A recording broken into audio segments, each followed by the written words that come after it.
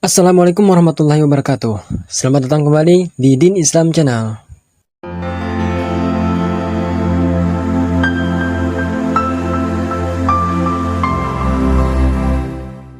Meski kisah keluarnya bangsa Israel dari tanah Mesir alias Exodus sudah sangat terkenal di seluruh dunia, namun banyak sekali yang meragukan dan memberikan sanggahan tentang Exodus dengan berbagai macam dalih. Mereka sebenarnya tak menafikan perpindahan itu, melainkan lebih ke arah tidak setuju dengan cara Alkitab menggambarkan peristiwa Exodus. Menanggapi hal tersebut, dalam video kali ini akan kita sajikan beberapa sanggahan balik dari kelompok pro-Exodus untuk klaim-klaim kelompok kontra-Exodus yang sudah dikumpulkan oleh seorang penggemar sejarah, Devi Ransun. Klaim bahwa Fir'aun tidak beralasan mengajar bangsa Israel yang kabur. Klaim ini bisa dibenarkan, namun memiliki celah yang sangat besar.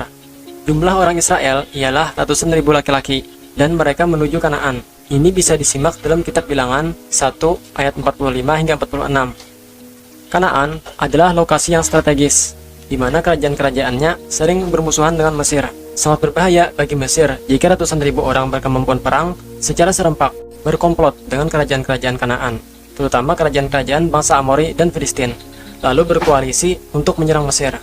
Bangsa Mesir tentu mengingat sejarah mereka yang telah diserbu dan ditaklukkan oleh bangsa Semitik Hyksos. Nah, jika bangsa Israel lalu dimanfaatkan oleh kerajaan Het, maka akan menjadi malapetaka besar bagi Mesir. Ini bisa menjadi salah satu alasan terbesar penguasa Mesir mengejar bangsa Israel. Klaim bahwa tenaga budak mudah didapat, jadi tidak ada alasan mengejar bangsa Israel. Klaim bahwa tenaga budak mudah didapat, jadi untuk apa mengejar kelompok budak Israel adalah klaim yang sangat keliru. Tenaga budak tidak mudah didapat. Kerajaan-kerajaan militer selalu menyerang kerajaan lain dengan tujuan utama untuk mendapatkan budak. Sebab warga dari bangsa mereka diarahkan untuk berperang, sehingga mereka membutuhkan bangsa lain untuk mengerjakan pekerjaan yang dilakukan oleh kasta budak. Kaum aristokrat juga memerlukan banyak budak yang tidak mungkin diperoleh dalam waktu singkat. Pasar budak manapun tidak akan secara akumulatif serempak menjual budak sejumlah ratusan ribu orang dalam waktu 1 bulan, jika Mesir kehilangan ratusan ribu budak dalam beberapa hari. Karena warga bangsa penguasa tidak ada yang ingin menjadi budak, jadi haruslah diambil dari bangsa lain. Klaim bahwa Mesir menggunakan tenaga profesional untuk pembangunan dan bukan tenaga budak kurang gizi seperti bangsa Israel. Para kelompok kontra Exodus mengklaim bahwa Alkitab salah karena bangsa Mesir selalu menjaga gizi para pekerjanya dan tidak membiarkan budak mereka kelaparan. Juga budak-budak Mesir adalah para pekerja yang cukup gizi, bukan kelompok budak kurang gizi seperti Israel. Nah, klaim ini tidak memiliki padanannya sama sekali, karena narasi Alkitab tidak pernah menyebutkan bangsa Israel kekurangan makanan di Mesir. Justru, mereka sangat berkecukupan gizi. Malahan, bangsa Israel ingin kembali ke Mesir setiap kali mereka mendapatkan kesulitan di padang gurun, karena di sana berlimpah makanan. Jadi, bangsa Israel hidup tertindas dikarenakan pekerjaan berat dan hak-hak sipilnya dirampas, tapi mereka tidak kekurangan makanan. Nah guys, perihal keluhan bangsa Israel ini bahkan juga diterangkan dalam Al-Quran. Contohnya, Bani Israel pernah mengeluhkan tentang bosannya mereka dengan hidangan berupa manna dan salwa, yang merupakan anugerah Tuhan dari langit. Juga pernah mengeluhkan tentang perintah berperang melawan bangsa Palestina di zaman itu. Dan puncak dari keluhan tersebut adalah mereka bahkan sampai berani mengubah hukum Taurat untuk membenarkan keputusan yang mereka sukai. Klaim bahwa tidak ada penindasan budak di Mesir. Sebagai bangsa budak, bangsa Israel dianggap tidak beralasan meminta permintaan yang memicu Exodus. Kelompok kontra Exodus menganggap keterangan Alkitab adalah aneh, karena walaupun memiliki status budak, tapi bangsa Israel ingin mengajukan permintaan yang berlebihan, sebab bangsa Mesir diketahui cukup memperhatikan hak-hak budak mereka. Sebagai tanggapannya, perlu diketahui, penindasan yang dimaksud adalah dirampasnya hak-hak sipil bangsa Israel oleh pemerintah Mesir. Hak sipil pertama yang dirampas adalah kemerdekaan bangsa Israel sebagai bangsa pendatang di Mesir, yang hanya dibatasi dengan kepemilikan tanah dan properti di wilayah Goshen. Jika kita kembali ke masa lalu, bangsa Israel datang ke Mesir atas permintaan Yusuf alaihissalam, yang adalah pejabat tinggi pemerintahan Mesir, dan direstui oleh Fir'aun. Jadi, mereka datang atas undangan resmi pihak Mesir. Mengubah status mereka menjadi budak merupakan pelanggaran atas perjanjian antara Fir'aun terdahulu dengan pihak Israel. Hak kedua yang dirampas adalah hak memiliki keturunan laki-laki. Fir'aun memberikan dekret untuk membunuh anak laki-laki orang Israel.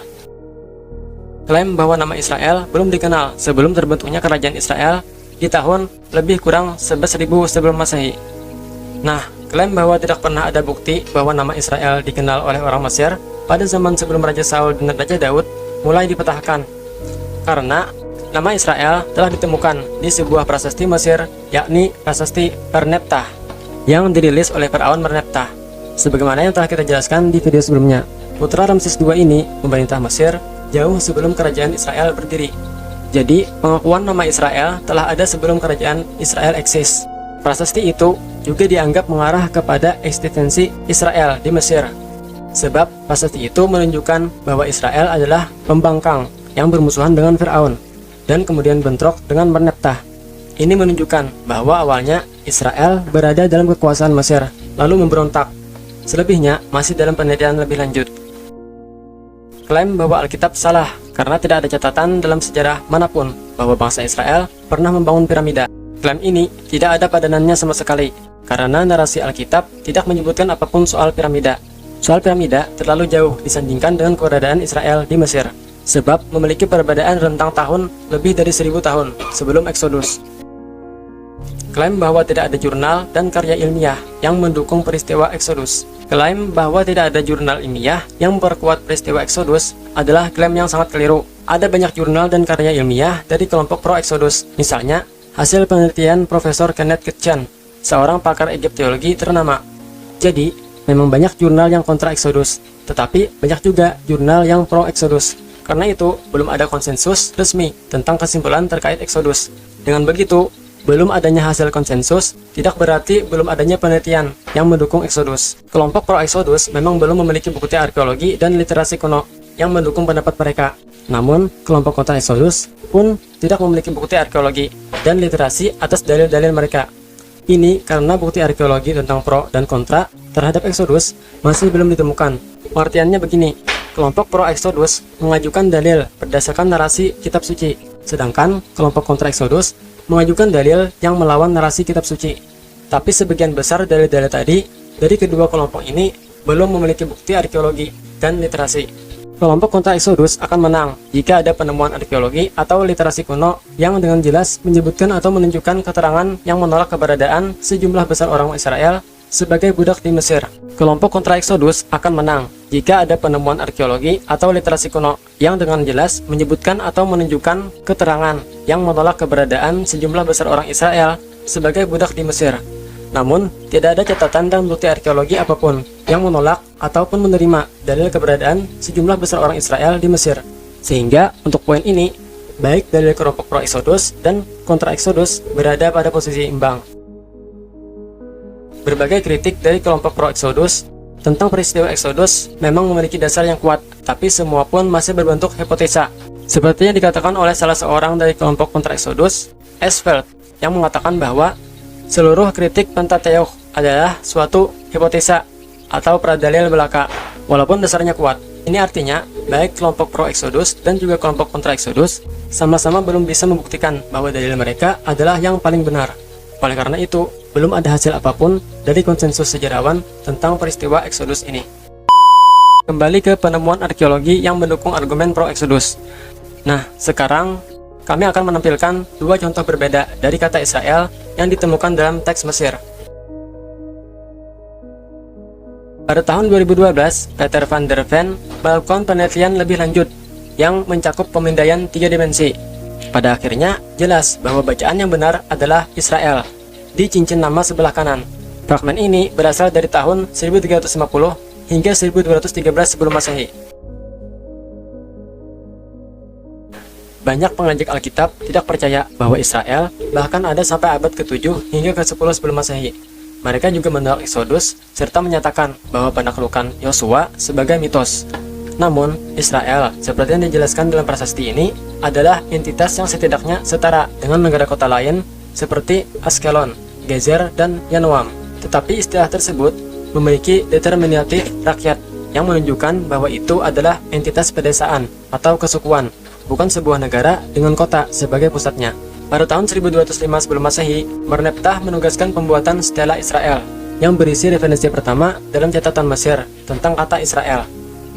Relief patung Berlin yang memuat sebutan Israel dan prasasti Merneptah Israel menciptakan masalah besar bagi para arkeolog yang menolak Exodus dan mengatakan itu adalah mitos. Stela itu awalnya milik Amenhotep III. Prasasti itu kemudian diambil alih oleh Merneptah. Prasasti ini dibuat selama 10 tahun pemerintahannya pada tahun 1205 sebelum Masehi. Teks tersebut sebagian besar merupakan kisah kemenangan Merneptah atas Libya kuno dan sekutu mereka. Ini adalah salah satu dari 4 prasasti yang diketahui dari zaman Mesir yang menyebutkan nama Israel kuno, di samping prasasti lainnya, yaitu prasasti Mesa, prasasti Teldan, dan Mononit Kruk.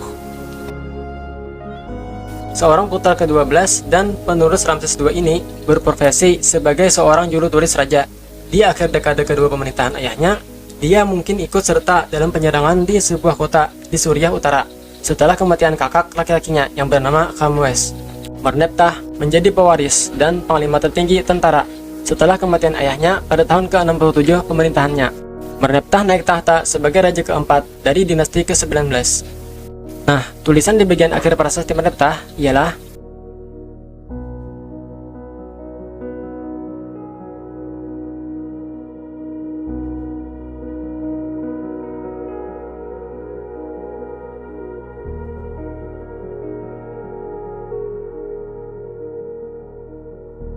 Nah, ungkapan sia-sia tanpa benih adalah rumusan dan sering digunakan untuk negara-negara yang kalah. Ini menyiratkan bahwa gudang biji-bijian negara tersebut telah dihancurkan, yang akan menyebabkan kelaparan pada tahun berikutnya, melumpuhkan mereka sehingga tak menjadi ancaman militer bagi Mesir.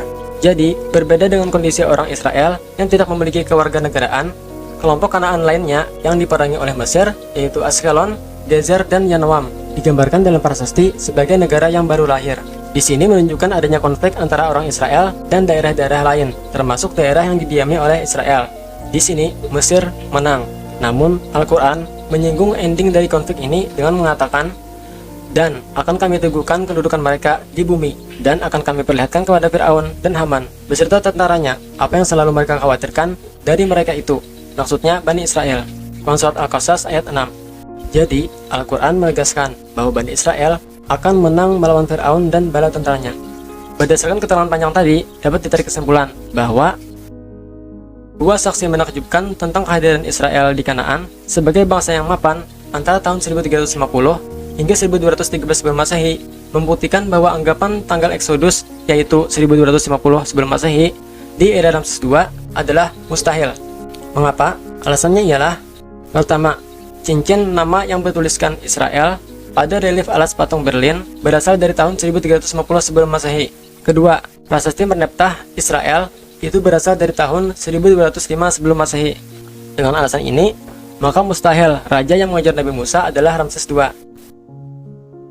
Kesamaan dalam urutan kota dan tempat yang disebutkan dalam 3 cincin nama yang masih ada di relief Berlin, serta teks prasasti Merneptah mengkonfirmasi nama Israel. Peristiwa-peristiwa yang dicatat dalam prasasti Merneptah bagian Israel terjadi pada tahun 1205 sebelum Masehi. Nah, dengan tanggal penaklukan yang tepat, yakni pada tahun 1406 sebelum Masehi, catatan tentang Israel yang sebenarnya dalam prasasti Merneptah pada tahun 1205 sebelum Masehi adalah sangat masuk akal. Penemuan relief alas patung Berlin Israel dari penyimpanan museum membuktikan hal yang tidak diragukan lagi. Oke guys, sekian dulu pembahasan mengenai Exodus. Jika kalian punya kritik dan saran untuk video selanjutnya, silahkan tulis di kolom komentar. Dukung channel ini dengan like dan subscribe. Semoga bermanfaat. Terima kasih karena telah menonton. Assalamualaikum warahmatullahi wabarakatuh.